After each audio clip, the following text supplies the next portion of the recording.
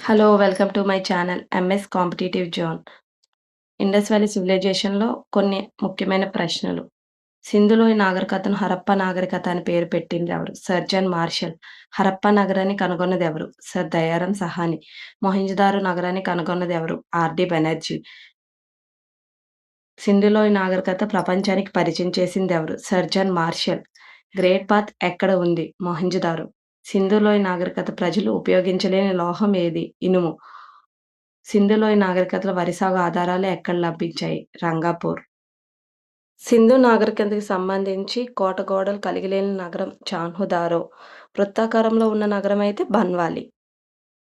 ఈ రెండిటికి డిఫరెన్స్ చూసుకోండి కొంచెం. నుంచి పొందారు. ఖేత్రి గనులు రాజస్థాన్. సింధు ప్రాంతాల్లో తవ్వకాల్లో బయటపడిన మొదటి ప్రదేశం హరప్పా. అతిపెద్ద ధాన్యాగారం లభించిన సింధు ప్రాంతం మొహెంజోదారో. అత్యధిక బావులు ఉన్న నగరం అయితే మొహెంజోదారోయే.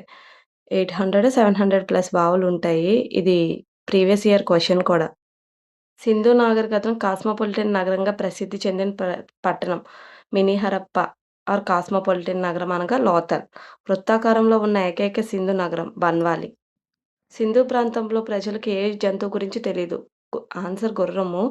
కానీ దాని అవశేషాలు సుర్కోటలో లభిస్తాయి. అది గుర్రం కాదు గాడిదవని రొమింగా దాఫ్లా అని పేర్కొంటారు.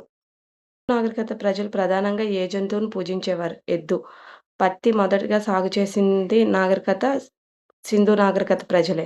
సింధులోయ నాగరికత వరి సాగు ఆధారం లభించిన ప్రదేశం అయితే రంగాపూర్. సింధు నాగరికత ప్రజలు ప్రధానంగా ఏ లోహాన్ని ఉపయోగించారు? రాగి మరియు కంచు. అమ్మ తల్లి పూజకు ఆధారాలు లభించిన ఏకైక సింధు నగరం కాళీబంగన్. నాగలితో దున్నిన ఆనవాళ్ళు కూడా కాళీబంగనే. ఫస్ట్ భూకంపం వచ్చిన ఆనవాళ్ళు అవి కూడా కాళీబంగన్‌లోనే.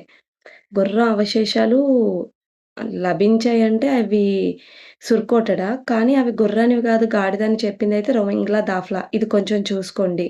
చదరంగాన్ని పరిచయం చేసింది కూడా సింధు ప్రజలే. ఎక్కువగా వాడిన లోహమైతే వెండి. అత్యధిక బావులు 700 ప్లస్ బావులు మొహెంజోదారోలో ఉన్నాయి. అతిపెద్ద ధాన్యాగారం మొహెంజోదారోయే.